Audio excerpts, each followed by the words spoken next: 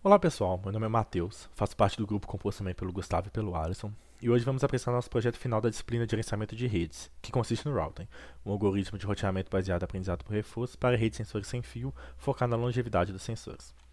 Aqui está um roteiro dos tópicos que a gente vai abordar nessa apresentação, e bom, começando pelo contexto, o que são redes de sensores sem fio? São redes ad hoc, ou seja, redes com propósito específico, compostas por sensores que são diversos dispositivos microeletrônicos autônomos, que têm como objetivo monitorar e controlar o ambiente. Então, no funcionamento da rede, sensores são espalhados no local onde se deseja fazer esse monitoramento e o controle, e eles vão sensoriar e comunicar entre si, repassando as informações até chegar no SYNC, que é o ponto de acesso da rede ao mundo externo. As aplicações desse tipo de rede são diversas. Tem redes para monitorar incêndio, outra para controlar a qualidade da água, e no futuro a gente espera ter redes de sensores dentro do nosso corpo, de nós seres humanos, para monitorar a nossa saúde. Dentre as características dessas redes, temos uma alta densidade de nós, porque são vários nós colocados no ambiente, e isso é importante porque os nós são descartáveis, seja por conta do ambiente, ou seja por conta que acabou a bateria, muitos dos nós vão morrendo ao longo do tempo, de forma que a rede precisa lidar com isso. Dessa forma, a rede tem que ser tolerante a falhas, porque as falhas não são exceção. Por fim, as redes podem ser homogêneas, onde todos os sensores são iguais em questão de range de comunicação, quantidade de energia, etc., ou heterogênea, onde existem sensores com diferentes capacidades. Falando sobre arquitetura, as redes de sensores podem ser planas, onde há apenas um ponto de acesso que solicita ou recebe as informações, ou hierárquicas, onde existem nós de diferentes níveis que transitam a informação de forma hierárquica. Nesse trabalho, a gente escolheu atuar com redes planas e heterogêneas. Bom, apesar das qualidades das redes, também tem certos desafios que a gente tem que lidar. Alguns a gente já citou, como a perda de não tolerância a falhas, as falhas não são exceção, são regras, e também a questão de operação em ambientes inóspitos, os ambientes são diversos e o design das redes de sensores tem que ser preparado para isso. Além desses, também a gente tem questão de precisão e latência, que é como comunicar de forma eficiente e rápida, e também a questão da escalabilidade, que é como a gente desenvolver um sistema que consiga crescer de forma eficiente e robusta. Por fim, a gente também tem o desafio da longevidade e consumo de energia. E esse é bem importante, inclusive o foco desse trabalho, pois a maior parte do gasto energético no sensor vem da comunicação. Aqui a gente tem um gráfico do artigo do autor Sayed Ali, que compara os gastos energéticos para cada tarefa que o sensor trabalha. A gente pode perceber o quanto que a comunicação gasta muito mais que os outros proporcionalmente. E isso é uma constante para qualquer rede, tá? Não é só para esse artigo, não. De forma que lidar com esse consumo é muito importante. Existem diversas formas da gente lidar com o consumo energético. A gente tem, por exemplo, hardwares ultra low power, que é que eles gastam o mínimo possível.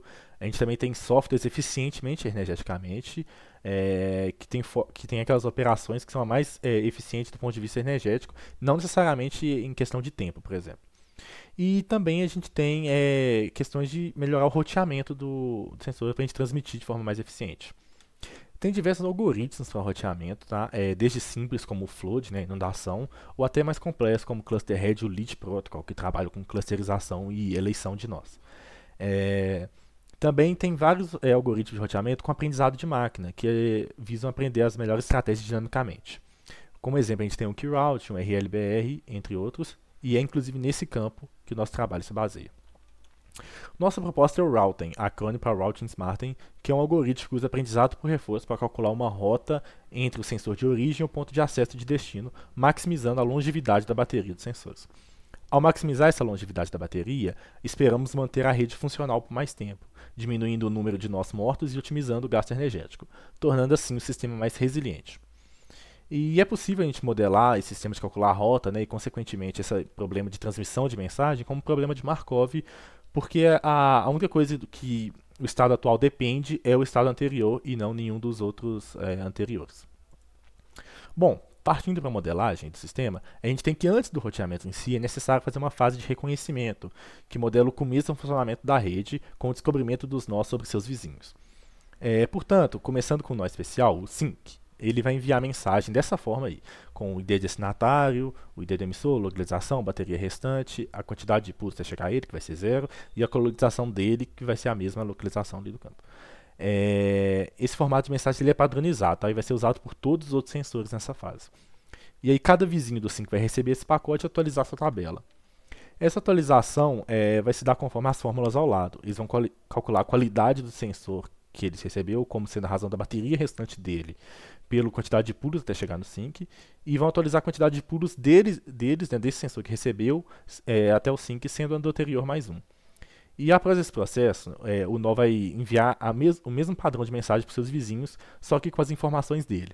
E esse processo vai seguir, né, causando uma certa inundação na rede, e vai terminar com todos nós que podem se comunicar, né, tirando aqueles que estão isolados, todos nós vão ter as informações dos seus vizinhos.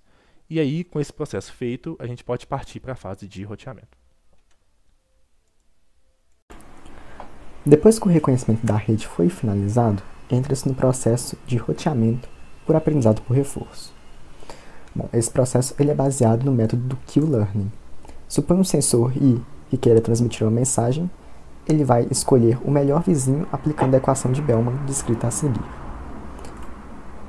Nessa equação, alfa representa a taxa de aprendizado, que é um hiperparâmetro. Q, old e J é a qualidade do caminho I até o nó especial, escolhendo passar por J. Lembrando que esse valor se encontra salvo na tabela de vizinhos de I. R e J é a função de recompensa, escolhendo o caminho passando por J. Θ é o fator de desconto, que também é o hiperparâmetro. E QJ é a qualidade do nó J até o nó especial. No método do Q-Learning, nós devemos estabelecer uma função de recompensa. Essa função ela é responsável por medir o sucesso ou fracasso de um agente ao realizar uma ação. Bom, a função de recompensa que estabelecemos foi a razão entre a bateria de J dividido pela multiplicação da distância de I até J, distância de J até o nó especial e a quantidade de pulos de J até o nó especial. O algoritmo de roteamento ele é dividido em duas etapas. A primeira etapa é a escolha do vizinho e transmissão do pacote. Suponha que o sensor I deseja enviar um pacote até o nó especial. A primeira função que ele deve fazer é calcular a equação de Bellman para todos os vizinhos J e escolher a que obteve maior resultado. Vamos chamar esse vizinho de best J.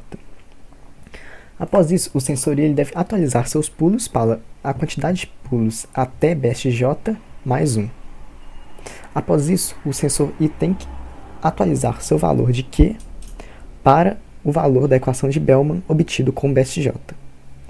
E a última parte é que o sensor I deve colocar o identificador de best J, a quantidade de pulos até I e o valor da equação de Bellman no pacote e fazer a transmissão. A segunda etapa do algoritmo de roteamento é a escuta do pacote transmitido. Então, o sensor I ele vai montar o pacote e vai transmitir para todos os vizinhos que estão a seu alcance. E os vizinhos, depois de escutarem, entram em duas possibilidades. A primeira possibilidade é se seu identificador não for igual ao presente do pacote, ou seja, o vizinho J não é o best J. O que ele vai fazer ao receber esse pacote é apenas ler os dados e atualizar sua tabela de vizinhos. Agora, se seu identificador for igual ao do presente no pacote, ele vai pegar o pacote, vai atualizar sua tabela de vizinhos com os dados presentes no pacote, ele vai checar se ele é vizinho com um nó especial, e se ele não for vizinho com nenhum nó especial, ele vai repetir o passo de escolha do vizinho e transmissão. Bom, para a metodologia de avaliação do Houghton, nós vamos fazer a comparação dele com outras duas propostas, o método RLBF e o método R2LTO. Ambos também utilizam aprendizado por reforço para calcular o roteamento. As métricas utilizadas são o número de pacotes enviados na rede e o total de energia consumido. Também vamos fazer o monitoramento da rede, obtendo informações como porcentagem de nós vivos, a curva de distribuição dos pacotes, ou seja, quantos pacotes são enviados na rede, e a curva de eficiência energética. Bom, aqui temos a tabela de resultados após 10.000 iterações. Lembrando que o RLBR e o R2LTO eles foram algoritmos adaptados ao contexto do ambiente de testes. Bom, a primeira coluna nós temos os pacotes enviados. O RLBR foram 926, R2LTO 924 e o Houghton 920. Bom, a diferença foi bem pequena entre eles, mas o Houghton obteve os piores resultados. No entanto, no total de energia consumido, o Houghton ele prevaleceu com 32.051 unidades de energia consumidas, enquanto o RLBR e o R2LTO gastaram mais, 32.063. E na porcentagem de nós mortos, o routing também ficou melhor com 95%, enquanto os outros dois algoritmos ficaram com 96%. Bom, aqui temos outros 5 gráficos representando algumas métricas obtidas. Na primeira coluna temos pacotes totais enviados na rede pelo número de iterações de mensagem. Bom, nós temos 3 linhas. A azul representa o total de pacotes na rede. A amarela foram pacotes de atualização, ou seja, aqueles que os vizinhos escutaram e apenas atualizaram sua tabela. E a rosa são os pacotes que foram enviados até o nó especial. Logo abaixo nós temos a energia gasta para enviar pacote a partir de sensores variados. Na segunda coluna nós temos os pacotes de dados que chegaram ao nó sync. Pode-se perceber que até a próxima iteração de 2000 todos estavam chegando. A partir de lá foi decrescendo porque os nós vão morrendo. Logo abaixo nós temos a quantidade de nós mortos a cada iteração de dados de sensores variados. Podemos ver também que no início, até perto de 1000 iterações, tinham todos os nós vivos e vai decrescendo à medida que vai mandando mensagens na rede. E por fim nós temos o gráfico de eficiência energética. Concluindo, nesse projeto implementou-se o Routing, um algoritmo de roteamento em redes de sensores sem fio. Ele utiliza aprendizado por reforço para calcular o melhor caminho com a finalidade de diminuir o consumo energético. E nós avaliamos o Routing com outras propostas presentes atualmente. Bom, considerando o conceito de resiliência em rede, é a capacidade de manter a rede funcional em níveis aceitáveis frente a anomalias. E o Routing ele promoveu a resiliência na rede. Ele foi o algoritmo que teve o menor gasto energético total e também apresentou uma menor porcentagem de nós mortos, e mesmo com isso mantendo uma quantidade aceitável de pacotes enviados. Bom, com isso, podemos concluir que o Routing ele garantiu uma resiliência na rede, pois ele manteve o funcionamento da rede com uma diminuição do consumo energético.